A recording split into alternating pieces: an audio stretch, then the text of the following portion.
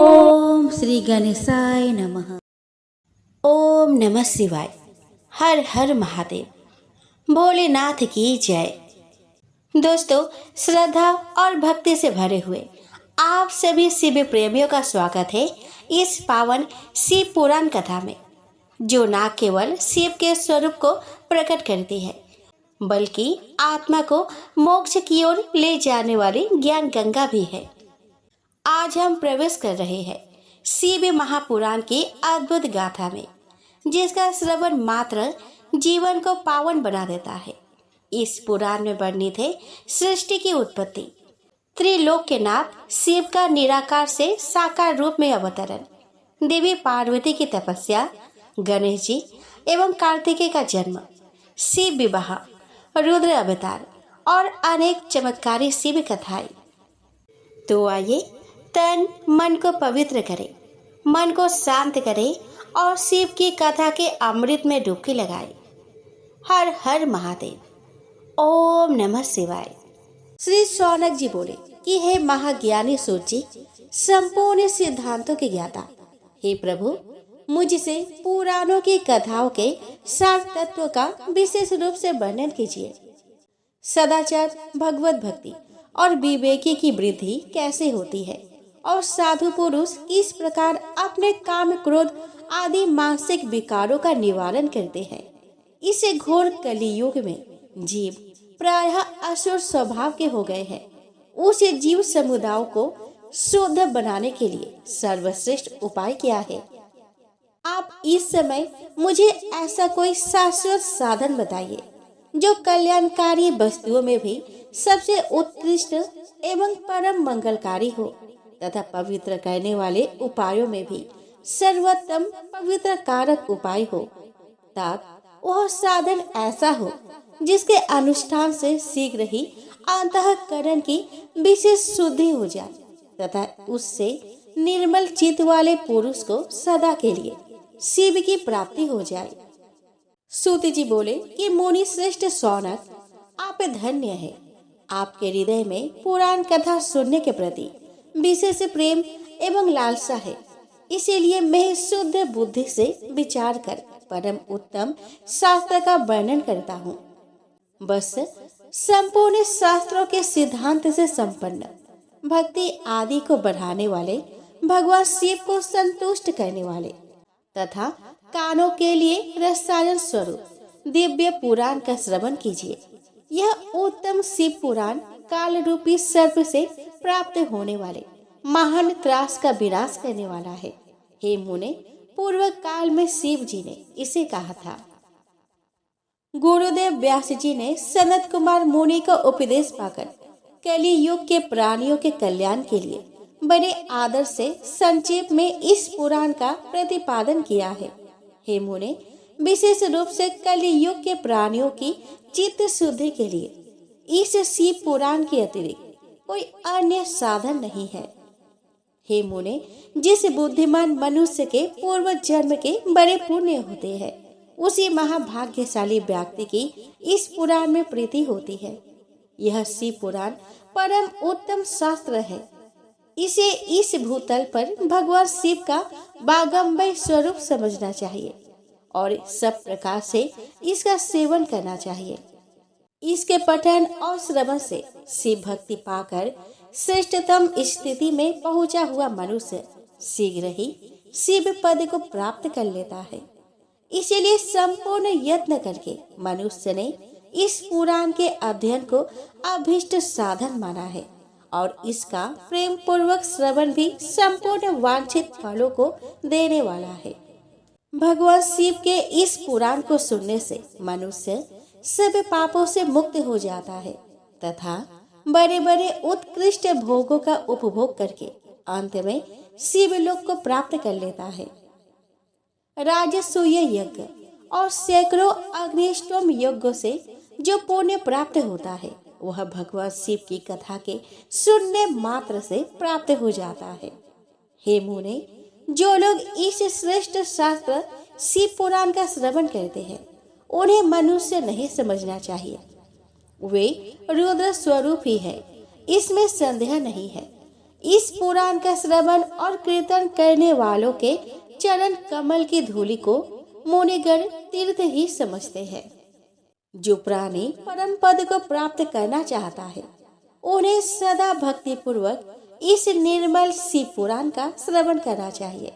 हे मुनि श्रेष्ठ, यदि मनुष्य सदा इसे सुनने में समर्थ न हो, तो उसे प्रतिदिन स्थिर चित्त से एक मुहूर्त भी इसको सुनना चाहिए। हे मुने, यदि मनुष्य प्रतिदिन सुनने में भी असक्त हो, तो उसे किसी पवित्र महीने में इस शिव पुराण का श्रवण करना चाहिए। जो लोग एक मुहूर्त, उसका भी आधा अथवा क्षण मात्र भी इस पुराण का श्रवण करते हैं, उनकी दुर्गति नहीं होती। हे मुनीश्वर, जो पुरुष इस शिव पुराण की कथा को सुनता है, वह सुनने वाला पुरुष कर्म रूपी महावन को जलाकर संसार के पार हो जाता है। हे मुने, सभी दानों और सभी यज्ञों से जो पुण्य मिलता है, वह फल भगवान शिव के इस पुराण को सुनने से निश्चल ही हो जाता है।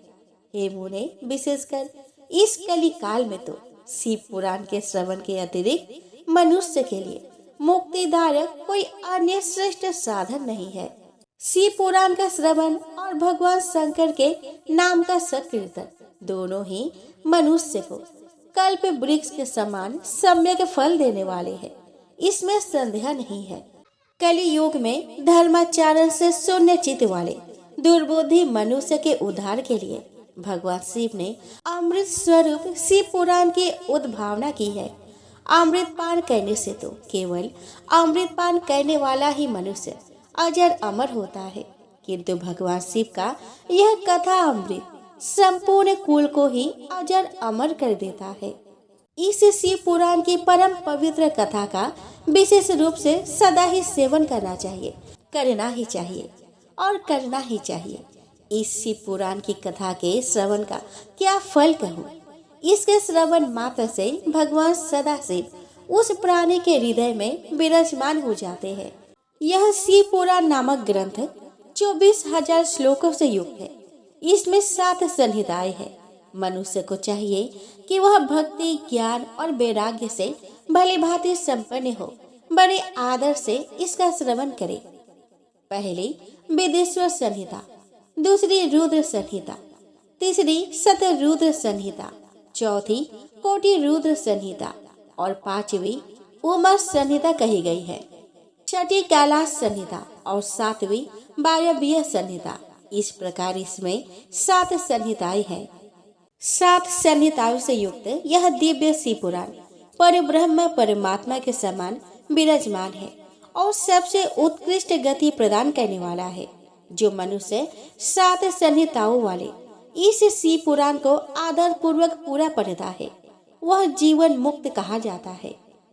हे मुने, जब तक इस उत्तम शिव पुराण को सुनने का सुअवसर नहीं प्राप्त होता, तब तक अज्ञानवश प्राणी इस संसार चक्र में भटकता रहता है। भ्रमित कर देने वाले अनेक शास्त्रों और पुराणों के श्रवण से क्या लाभ है, जबकि एक शिव पुराण ही मुक्ति प्रदान करने के लिए गर्जन कर रहा है। जिस घर में इस शिव पुराण की कथा होती है, वह घर तीर्थ स्वरूप ही है और उसमें निवास करने वालों के पाप यह नष्ट कर देता है। हजारों अश्वमेध यज्ञ और सैकड़ों वाजपेयी यज्ञ शिव पुराण की 16वीं कला की भी बराबरी नहीं कर सकते। हे मुनि श्रेष्ठ, कोई अधम प्राणी जब तक भक्ति पूर्वक शिव पुराण का श्रवण नहीं करता, तभी तक उसे पापी कहा जा सकता है। गंगा आदि पवित्र नदियाँ, मुक्तिदायिनी सप्तपुरियाँ तथा गया आदि तीर्थ इस शिव पुराण की समता कभी नहीं कर सकते। जिसे परम गति की कामना हो, उसे नित्य शिव पुराण के एक श्लोक अथवा आधे श्लोक का ही स्वयं भक्ति पूर्वक पाठ करना चाहिए। जो निरंतर अर्थ अनुसंधान पूर्वक इस शिव पुराण को वाचता है अथवा नित्य प्रेम पूर्वक इसका पाठ मात्र करता है, वह पुण्य आत्मा है, इसमें संशय नहीं है। जो उत्तम बुद्धि वाला पुरुष अंत काल में भक्ति पूर्वक इस पुराण को सुनता है, उस पर अत्यंत प्रसन्न हुए भगवान महेश्वर उसे अपना पद प्रदान करते हैं। जो प्रतिदिन आदर पूर्वक इस शिव पुराण का पूजन करता है वह इस संसार में संपूर्ण भोगों को भोगकर अंत में भगवान शिव के पद को प्राप्त कर लेता है। जो प्रतिदिन आलस से रहित हो रेशमी वस्त्र आदि के वेष्टन से इस शिव पुराण का सत्कार करता है वह सदा सुखी होता है। यह शिव पुराण निर्मल तथा शैवों का सर्वस्व है। यह लोक और परलोक में सुख चाहने वालों को आदर के साथ प्रयत्न पूर्वक इसका सेवन करना चाहिए। यह निर्मल एवं उत्तम शिव पुराण धर्म, अर्थ, काम और मोक्ष रूप चारों पुरुषार्थों को देने वाला है। अतः सदा प्रेम पूर्वक इसका श्रवण एवं विशेष रूप से पाठ करना चाहिए। वेद, इतिहास तथा अन्य शास्त्रों में यह शिव पुराण विशेष कल्याणकारी है, ऐसा मुमुक्षु जनों को समझना चाहिए। यह शिव पुराण आत्म तत्वों के लिए सदा सेवनीय है, सत्य पुरुषों के लिए पूजनीय है, तीनों प्रकार के तापों का शमन करने वाला है, सुख प्रदान करने वाला है तथा ब्रह्मा, विष्णु, महेश आदि देवताओं को प्राणों के समान प्रिय है। ऐसे शिव पुराण को मैं प्रसन्न चित्त से सदा वंदन करता हूँ। भगवान शंकर मुझ पर प्रसन्न हो और अपने चरण कमलों की भक्ति मुझे प्रदान करे। सौनक जी बोले कि हे महाभाग सूर्य जी, आप धन्य हैं, परमार्थ तत्व के ज्ञाता है। आपने कृपा करके हम लोगों को यह बड़ी अद्भुत एवं दिव्य कथा सुनाई है। हमने यह पाप नाशिनी, मन को पवित्र करने वाली और भगवान शिव को प्रसन्न करने वाली अद्भुत कथा सुनी। भूतल पर इस कथा के समान कल्याण का सर्वश्रेष्ठ साधन दूसरा कोई नहीं है। यह बात हमने आज आपकी कृपा से निश्चय पूर्वक समझ ली। हे सूत जी, कलि युग में इस कथा के द्वारा कौन कौन से पापी शुद्ध होते हैं उन्हें कृपा पूर्वक बताइए और इस जगत को कृतार्थ कीजिए। सूत जी बोले कि हे मुने, जो मनुष्य पापी, दुराचारी, खल तथा काम, क्रोध आदि में निरंतर डूबे रहने वाले हैं वे भी इस पुराण से अवश्य शुद्ध हो जाते हैं। यह कथा वास्तव में उत्तम ज्ञान यज्ञ है जो सदा सांसारिक भोग और मोक्षों को देने वाला है, सभी पापों को नष्ट करने वाला है और भगवान शिव को प्रसन्न करने वाला है।